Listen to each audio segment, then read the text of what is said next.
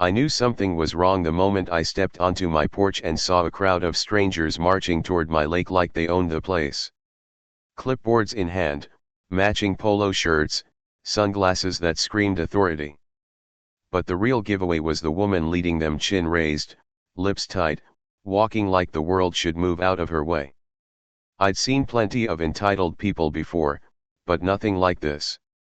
She pointed directly at my dock and barked, "There! That unauthorized structure must be removed immediately." I froze. Unauthorized? My dock? I had moved into my grandfather's secluded lake property barely a week earlier, enjoying the peaceful mornings and quiet evenings. But apparently, peace had an expiration date and these people had arrived right on schedule to shatter it. "Excuse me," I said, stepping forward, "can I help you?" The woman barely glanced at me. "We're conducting an HOA inspection. Your lake has multiple violations." "Your lake?" She said it like I was trespassing on land she personally handcrafted. "I don't think you understand," I replied calmly. "This is private property." "No," she snapped. "This lake belongs to the Willow Crest HOA. Your presence doesn't change that. Now move aside. This entire shoreline will require compliance upgrades." Behind her, more HOA members were already spreading out, taking photos, pointing at boats, even stepping onto the docks. My docks. My lake. My property. I felt an anger rise inside me, slow and cold. Not because they were wrong, HOAs were wrong all the time, but because they were so absolutely certain they had power here. They hadn't checked a single record. They hadn't knocked on my door. They hadn't even introduced themselves. They simply arrived and decided they ruled everything. The leader, whose badge read Marjorie, finally gave me her full attention. Arms crossed. Smirk ready. "If you refuse to cooperate, we'll add fines to your ledger." "My ledger?" I repeated. "You think I'm part of your HOA?" "Oh, you'll be required to join," she answered. "Everyone around this lake is." I nearly laughed. They didn't know. They had absolutely no idea. But instead of correcting her, I said nothing. Because watching them stomp around, claiming ownership over something they didn't even understand, gave me an idea, one that would make the eventual reveal far more delicious. After all, how often do you get to let an HOA unknowingly threaten you on your own property? "Go on," I said, stepping back. "Do whatever you think you need to. They would learn the truth soon enough." Marjorie strutted onto my dock like she was entering a stage built for her ego alone. Her clipboard smacked against her side with every step, and the other HOA members followed her like obedient ducklings. The whole scene would have been funny if it wasn't so ridiculously intrusive. She crouched down and ran her hand along one of the freshly sealed wooden planks. "This material is not HOA approved," she declared. "We only allow oak composite. You'll need to tear these out." I folded my arms. "I just refinished the stock." "That's the problem," she said, scribbling aggressively. "You didn't ask us for permission first." Behind her, a man with a red polo shirt and a tape measure was leaning over the edge, measuring the distance between the dock and the water line like he was calculating rocket trajectories. Another woman snapped photos from angles that made no logical sense. "Violation here," the woman shouted. "This boat isn't registered through the HOA database." I raised an eyebrow. "Why would my boat be in your database?" Marjorie shot me a glare so sharp I felt it from 10 feet away. "Because all recreational watercraft on this lake must comply with HOA standards. Page 47 of our covenant." I bit back a smile. Their covenant. Their standards. Their lake. They truly believed it? "Look," I said, trying to keep a straight face, "I think you should double-check your records before issuing anything." Marjorie stood up so fast her sunglasses nearly flew off. "Are you implying we don't know our own property boundaries?" I shrugged. I'm implying you may want to make sure. Absolutely not, she snapped. We have full jurisdiction. Every inch of this shoreline belongs to the HOA. This lake is a shared community resource. Ah, the perfect line. The line that would make the eventual reveal a masterpiece.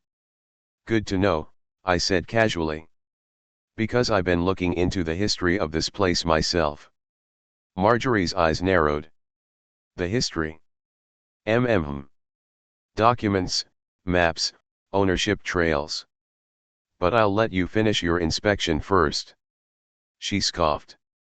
There's nothing you could possibly find that we don't already know. Oh, how wrong she was. I stepped back and watched them continue their parade of nonsense. They wrote notes, argued among themselves, measured boards, and looked more official than they had any right to be. Every step they took, every photo they snapped, every order they barked at was all happening on something they believed was theirs. Something that, very soon, they would discover belonged entirely to me. And the shock on their faces? That was going to be worth every second. By noon, the HOA had turned my peaceful lakeside into something that looked like a government raid mixed with a yard sale argument. They weren't slowing down either.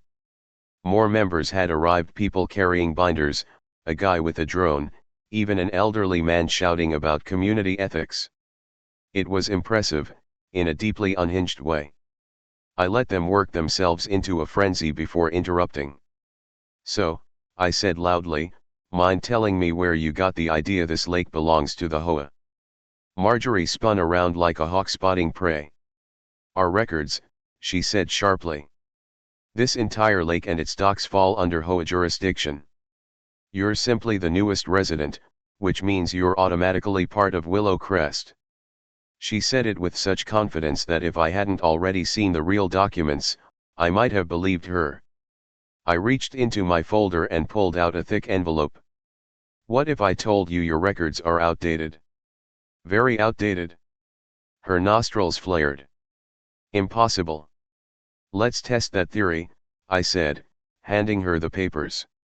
She snatched them with a smug smirk, clearly expecting to prove me wrong. But the moment her eyes landed on the first page, her expression faltered. Her brows tightened. Her smugness slipped. She looked confused.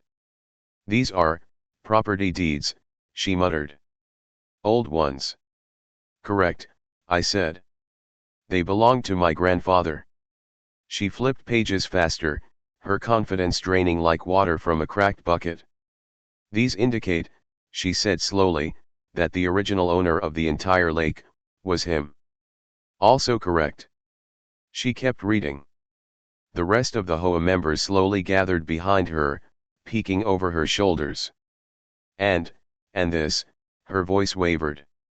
This says ownership passed directly to me, I finished. All 42 acres of the lake. Every inlet. Every shoreline. Every dock. Marjorie shook her head as if the words might rearrange themselves into something that suited her. No. No, this must be wrong. The HOA bylaws state. The HOA bylaws don't override property deeds, I said calmly. Especially not ones filed decades before your HOA even existed. The group behind her broke into nervous murmurs. The drone guy lowered his controller.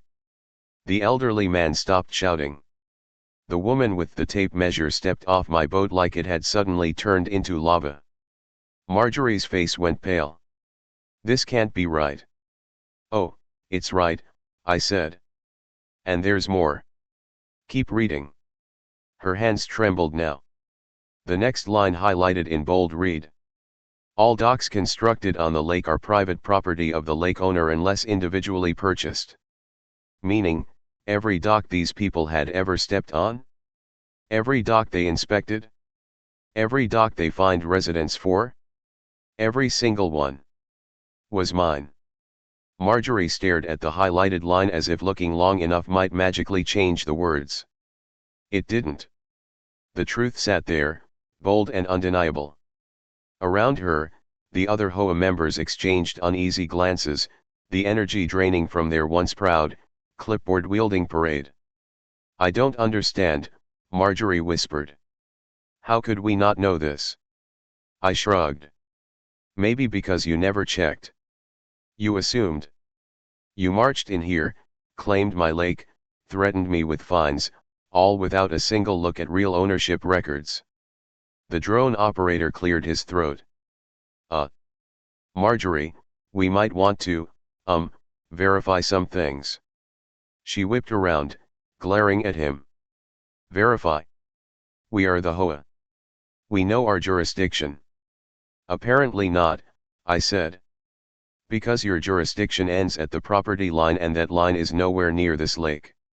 One of the women who had been snapping pictures looked down at her phone with embarrassment.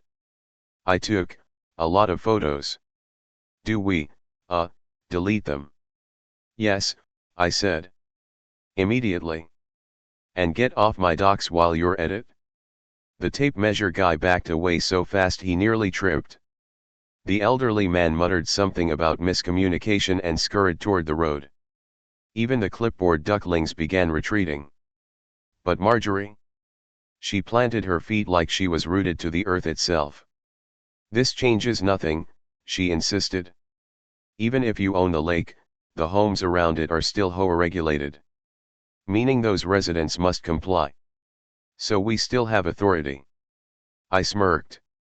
"Authority over their houses, maybe. But the docks?" I pointed to the long line of wooden platforms stretching into the water. "Those were built on my grandfather's land, which means they belong to me. The HOA never bought them. Never rented them. Never received permission to maintain them." She swallowed hard. "But, we've managed them for years." "Managed," I said, "without legal right. Which means any fees you collected? Any fines you issued? Any repairs you forced residents to pay for?" I paused. "All of it happened on property you don't own." The silence that followed was delicious. You could practically hear her authority crumbling. Marjorie's voice dropped to a desperate whisper. What do you want?" I looked her straight in the eye. "I want you off my lake. Right now. And I want your HOA to issue a written statement acknowledging you have no claim here." Her jaw clenched. "And if we don't?" "Then I'll charge your HOA for trespassing," I replied. "Including every single member who stepped onto my docks today." The panic that rippled through the group was immediate. Marjorie's posture finally broke. She looked defeated. Cornered. Finished. "Fine," she whispered. "We'll leave." And just like that, the HOA fled. Off my docks. Off my lake. Off the property they never owned. For the first time since they stormed in, the lake was silent again. The ripples on the water settled. The sunlight stretched across the docks like nothing had happened at all. But the echoes of the HOA's retreat still hung in the air, sharp and satisfying. I watched their cluster of matching shirts hurry back up the dirt road, glancing over their shoulders as if the trees themselves might judge them. But I knew this wasn't over. HOAs don't just surrender. They regroup. Sure enough, the next morning, I woke to the sound of a car door slamming. A silver sedan, polished to perfection, sat at the end of my driveway. Out stepped a tall man with perfect hair, an expensive suit, and the expression of someone who believed paperwork was a weapon. Great. A lawyer. He marched right up to my porch without waiting for an invitation. "Good morning," he said stiffly. "I represent the Willow Crest Homeowners Association. My name is Gregory Vale." I leaned against the doorframe. "Let me guess. Marjorie sent you." His jaw tightened. "I'm here to clear up a misunderstanding." "A misunderstanding?" I repeated. "Your entire board trespassed on my lake and tried claiming my property." He smoothed his suit. "Our records show." "Your records are incomplete," I cut in. "And if Marjorie gave you my grandfather's deed copies, you already know that." He paused, the silence saying everything. So he had seen them. Regardless, he said, shifting tactics, the HOA has maintained the docks and lake for years. That establishes usage rights. I smiled slowly. Actually, it doesn't.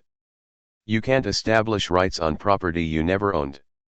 And I have records of every repair, every maintenance project, every dock built paid for privately by my grandfather. His eyes flickered. That landed. And, I added, since the HOA charged residents for dock upkeep, despite having no legal ownership, they may owe quite a bit in reimbursements. The color drained from his face. Let's not escalate this. Oh, I plan to, I said. Unless your board agrees to 3 things. He swallowed. Name them. 1. A written statement acknowledging the lake and all docks are my private property. 2. A public apology to the residents for misrepresenting ownership. And 3. I let the pause linger. You refund every penny you collected for dock fees. He blinked. Hard. That could bankrupt the HOA. I shrugged. Then maybe you shouldn't have trespassed. He looked at me for a long moment, weighing the fight he knew they couldn't win. Finally, his shoulders sagged. I'll speak to the board. I nodded. You do that. And tell Marjorie I said hello. He left without another word. The lake was mine. The truth was out. And the HOA was on the edge of collapse. Gregory's sedan hadn't even reached the end of the road before my phone started buzzing. Unknown numbers. Blocked numbers.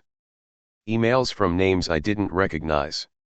Word had spread quickly through the HOA, and judging by the tone of the messages, panic was blooming like wildfire across the neighborhood. By noon, a group of residents gathered outside my gate. Not angry, curious, confused, and more than anything, desperate for answers. I walked down to meet them, and the moment they saw me, a woman stepped forward. Is it true? She asked. The HOA, they don't own the docks. I nodded. True. A collective wave of gasps rippled through the group. An older man raised his hand like he was in a classroom. But we've been paying dock fees for 15 years. And fines, another woman added. And repair charges. We paid for a rebuild last spring. A heavier silence settled.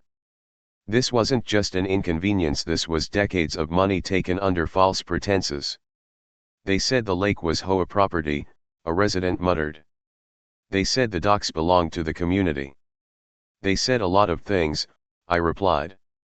Most of them weren't true. The group looked at one another, and suddenly the fear shifted into something sharper. Anger. Righteous, justified anger. Are you going to sue them? A man asked. I gave a small smile. Not unless I have to. But you all have grounds to demand refunds. And apologies. And transparency. The HOA misled you. Right on cue, a sleek black SUV pulled up. Out stepped Marjorie herself. Her hair was frazzled. Her sunglasses crooked. And for the first time since the saga began, she looked scared. She marched toward us, trying to hold on to whatever authority she still believed she had. Everyone, please return to your homes. The HOA is handling this. No, a resident said firmly. You're going to answer some questions. Marjorie's jaw clenched. I will not be interrogated by.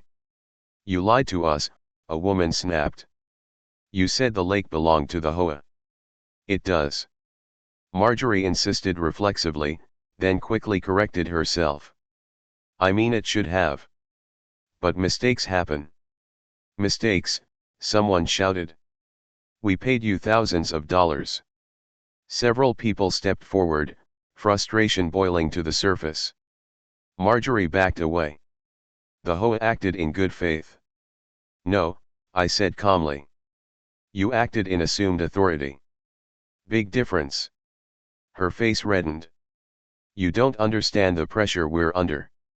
Oh, I understand plenty, I replied. You tried to bully the wrong property owner.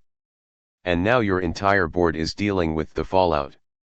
At that moment, Gregory's sedan reappeared fast, too fast. He stepped out, breathless. It's over, he told her quietly. The board voted. You're suspended pending investigation. Marjorie's mouth fell open. The HOA queen had officially fallen. Marjorie stared at Gregory like she'd been slapped in broad daylight. Her mouth opened and closed, but nothing came out. The residents watched silently, some with arms crossed, others whispering behind their hands. It was the first time any of them had ever seen the HOA shaken, let alone fractured. You can't suspend me, Marjorie finally managed. I built this HOA. I've run it for 12 years. Gregory sighed. Which is exactly why they voted. Too many inconsistencies have surfaced. Too many financial questions. And now this lake incident. What incident? She snapped. I acted according to the covenants. No, I interjected, you acted according to whatever rules you made up in your head. Her glare could have scorched the grass beneath my feet. The residents pressed closer, not aggressive, just hungry for truth. One man spoke up, voice steady. Gregory, what happens next? We've trusted this HOA with our money, our homes, everything. Gregory folded his hands. An audit. A full investigation. All financial activity over the past decade will be reviewed. A wave of murmurs rippled through the crowd. Marjorie went pale. An audit, she whispered. You're kidding. I'm afraid not, Gregory said. The board agreed unanimously. Unanimously. She looked around wildly. So they're all against me now. One by one, the residents who had once feared her now stood straighter. A woman lifted her chin. You fined me $300 for a flower pot.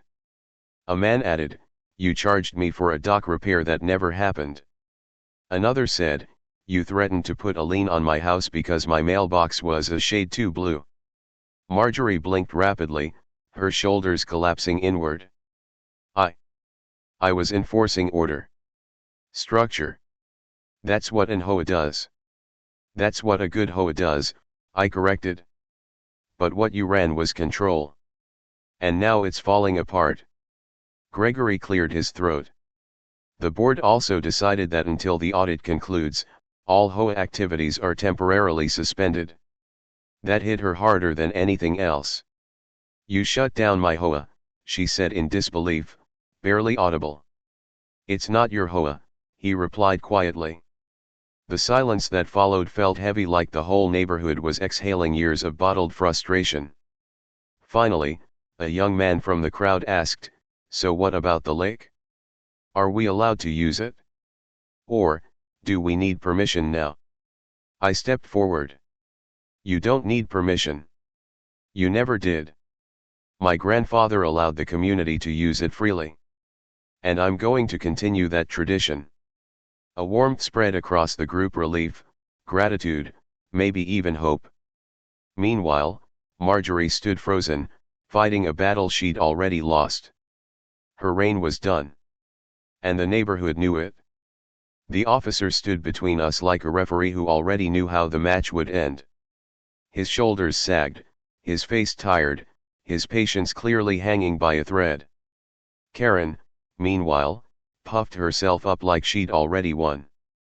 Officer, she said dramatically, you need to arrest him immediately. He's harassing me, threatening me, and abusing military authority. The officer didn't even look at me. He just sighed. Ma'am, we reviewed the footage from last week. All of it? Karen blinked. Good. Then you saw him threatening my freedom of movement. The officer rubbed the bridge of his nose. No, ma'am. What we saw was you trespassing on his property, interfering with a federal officer's vehicle, and repeatedly making false reports. The neighborhood collectively inhaled. Karen's smug look evaporated. What are you talking about, she stammered. The officer pointed at her phone.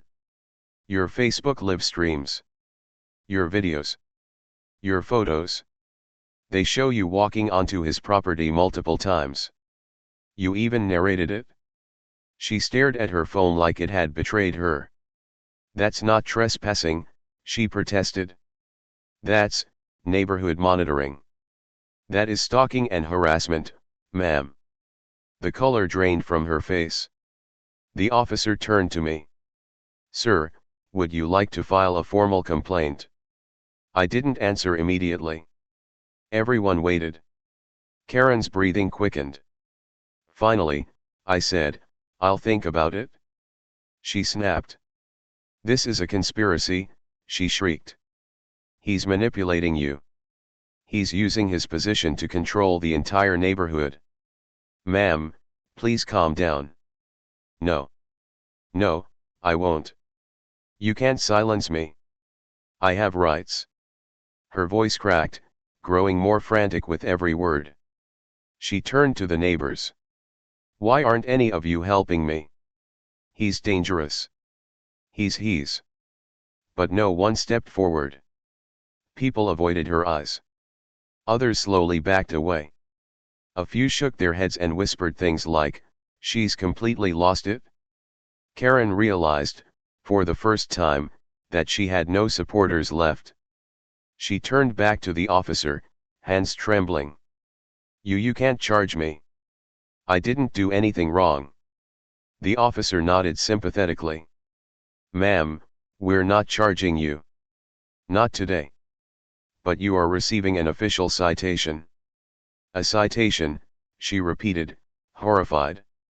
For harassment and misuse of emergency services, the officer said, pulling out a clipboard. You'll also be paying a fine. Karen's knees nearly buckled. A fine. The officer handed her the slip. She stared at it, jaw quivering. Her empire of self-righteousness crumbled right there on my driveway. She looked at me, eyes full of pure resentment. This isn't over, she whispered. But for the first time. She didn't sound confident. She sounded scared. For the next few days, the neighborhood felt strangely quiet, like everyone was waiting to see what Karen would do next. Even the geese seemed unusually peaceful, gliding across the lake as if they knew the storm had finally started losing strength. But deep down, I sensed it wasn't over. Karen wasn't the type to accept defeat. Not gracefully. Not quietly. And definitely not legally. Sure enough, the trouble began again on a foggy Thursday morning. I had just stepped outside with a cup of coffee when I saw her marching down the street, clutching a thick binder, eyes wild with purpose. Her walk wasn't confident, it was panicked, desperate, like someone clinging to the last remaining thread of control. She approached three neighbors who were chatting by a mailbox. You three need to sign this petition, she demanded, thrusting the papers toward them. We're removing him from the neighborhood. He's a threat. The neighbors exchanged looks. One of them, Mr. Garland, cleared his throat. Karen, no one wants to sign anything. Maybe it's time to let this whole thing go. Let it go, she gasped, as if he'd suggested she burn her own house down. He humiliated me. He ruined my standing in the HOA. Another neighbor shrugged. You did that yourself. Karen's face twisted. She turned and spotted me standing on my porch. There he is, she yelled, pointing dramatically. The manipulator. The lake thief. I took a sip of coffee. Good morning to you too, Karen. She stomped toward me. You think you're so clever. You think owning some paperwork and a few wooden planks makes you king. No, I said calmly. But it does make me the legal owner of the docks you tried to claim. She shook with rage. This neighborhood existed long before you moved here. We have traditions. Rules. A community. Yes, I said. And none of those justify harassment, trespassing, or taking property you don't own. She clenched her fists. You're ruining everything. I had influence. I had respect. People listened to me. You had control, I corrected. Not respect. She froze. The words hit harder than I expected. For the first time, her eyes didn't look angry, they looked lost. Like she finally realized something she'd spent years avoiding. People feared her, but they didn't like her. You don't belong here, she whispered. Karen, I said softly, I moved here to relax. To enjoy the water. To live quietly. The only person turning this into a battle is you. She opened her mouth, but nothing came out. Then she spun around and stormed off, binder clutched to her chest like a shield. The neighbors watched her go. One of them exhaled. This is getting sad. But I knew better. Sad or not. Karen wasn't finished. Not yet.